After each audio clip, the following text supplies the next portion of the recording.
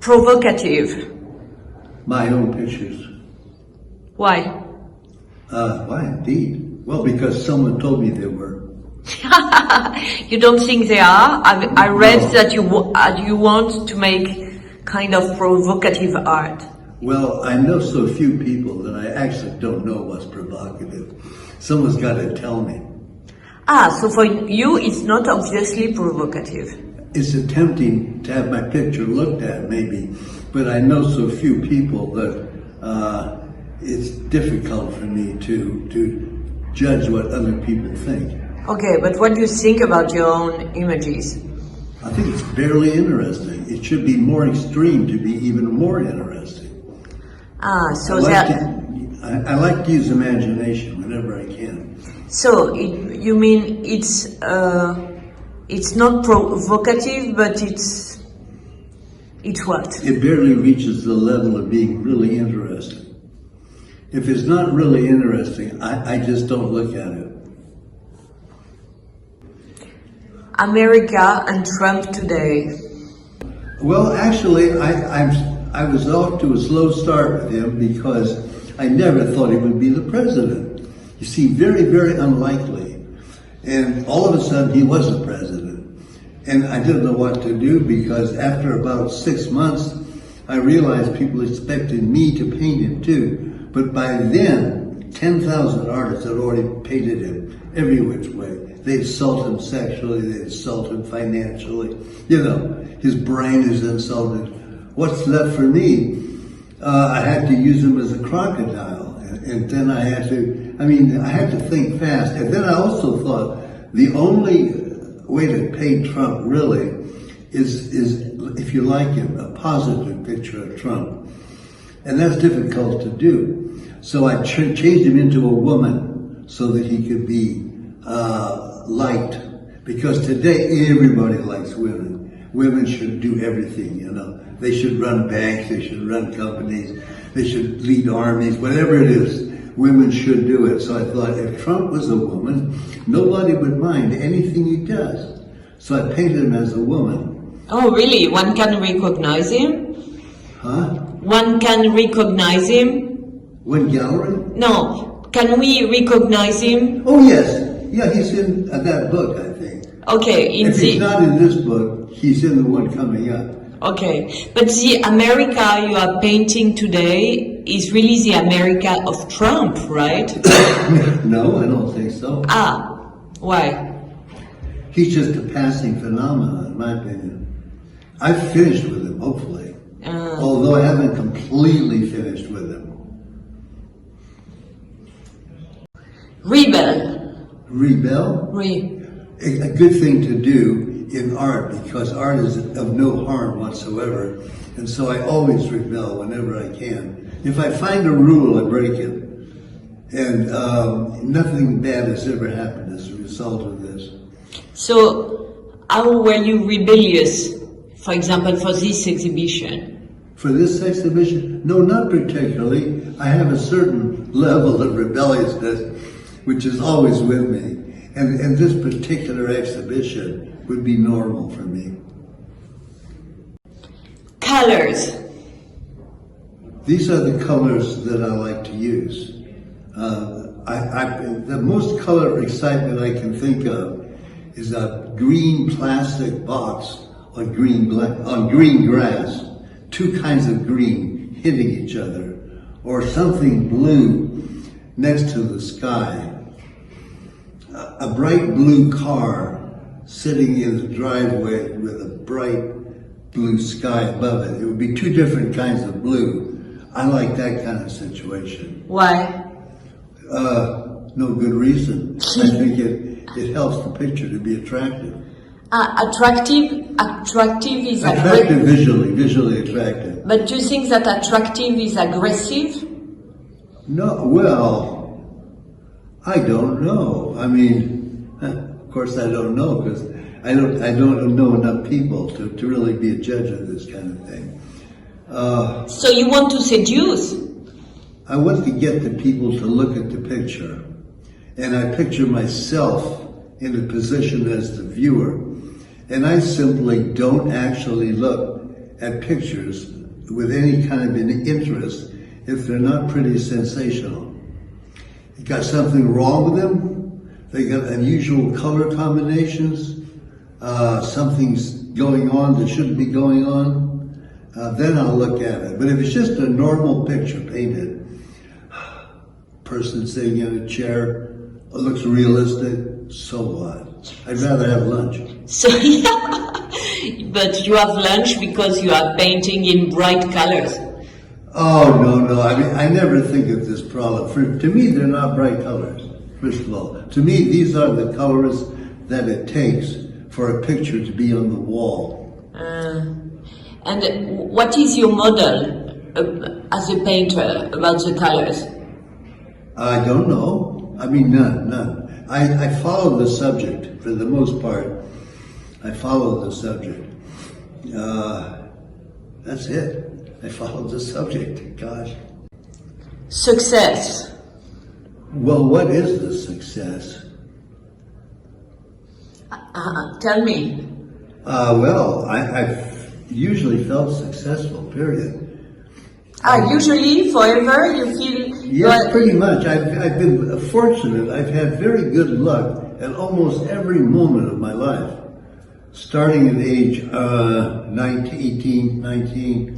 Well, actually, I think I've suffered some growing up, but I've been very lucky in this. I met an art dealer when I needed one, who supported me completely for 30 years, and that's unusual.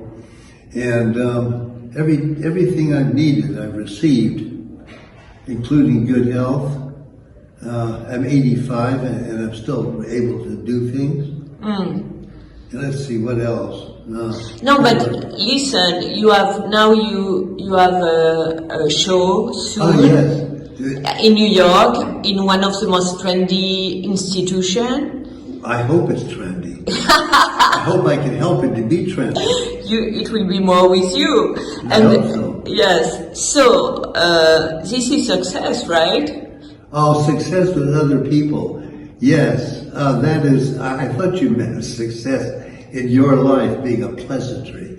But if you mean success with other people's opinion, I've become increasingly aware since moving to the New York area about 20 years ago. Okay. That what success means, other people have to like it too.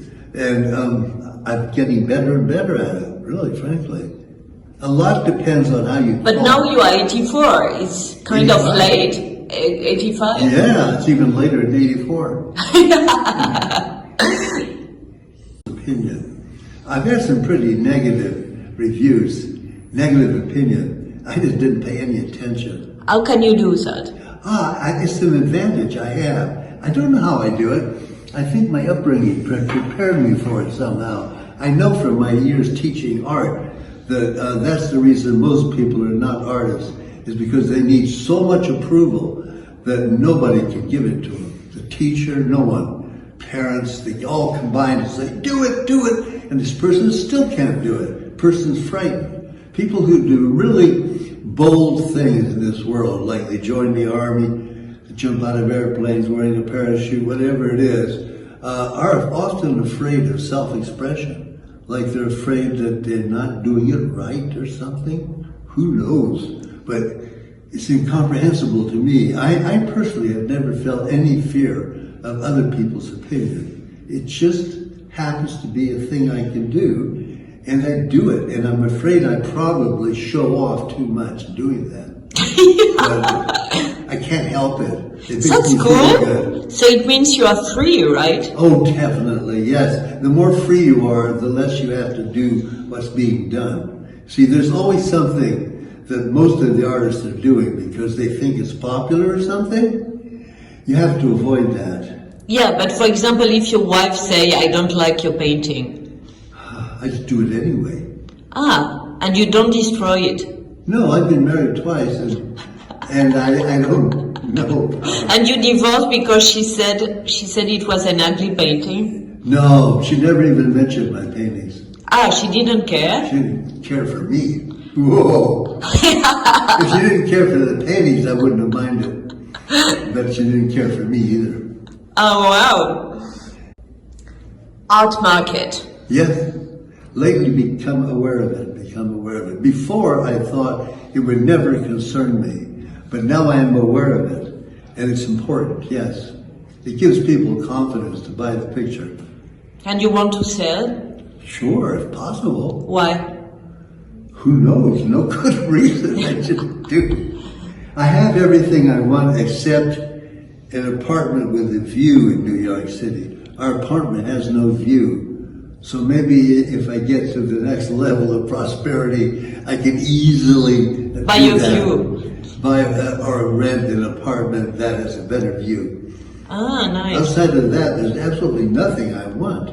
We have a lovely studio in upstate New York, and our house is pretty nice too. It's made in 1865, and we remodeled it, made it better, you know, as people do. I don't have any pressing needs, quite frankly. I do this, I don't know why, I just do it. I like to look at the pictures myself. But you like to have exhibition in the gallery and yes, and that means you have to have approval. Yeah. Now before I was lucky enough to have approval, and I still have even more approval now. Yeah, you have Michael Werner, Yes. Adam Liedman, Yes. and now Almin Reich. Yes. It's a lot, right? I guess it is, but well, I treat them all the same, frankly. You love them all the same? I treat them all the same. It's not quite the same thing. New museum. Oh yes. What about it? I mean, I'm aware of it for sure. So what shall you show there? I'm showing, well, they selected all the pictures. Uh-huh. And they actually selected more difficult pictures than I thought they would. Ah, what is difficult pictures? What a difficult, O.J., the politician, I mean, not the politician, the athletic O.J. Simpson. Yes. The football player. I have a picture of him in the electric chair. Because, you know, he got away with murder. So I couldn't resist it. I got that, they couldn't show that. But they could show,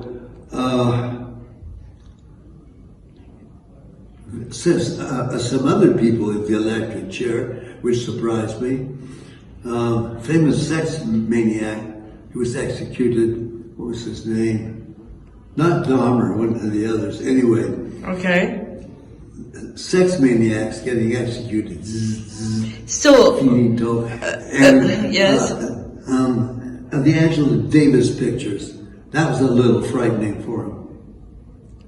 You know, because I have her, it kind of impaled on her office building like that. Totally Freudian. See, when I made these paintings, a lot of them, I was under the influence of living in California, near San Francisco, which was an enormous psychological change from the rest of the United States. So it means it's a kind of violent exhibition? It could be, yes, compared to the normal exhibition, yes, but not really. I mean, I still don't do anything that's unbelievable, I don't think. I just allowed myself to relax and experience psychology, which is sort of disturbing still in a way, but I did so. What the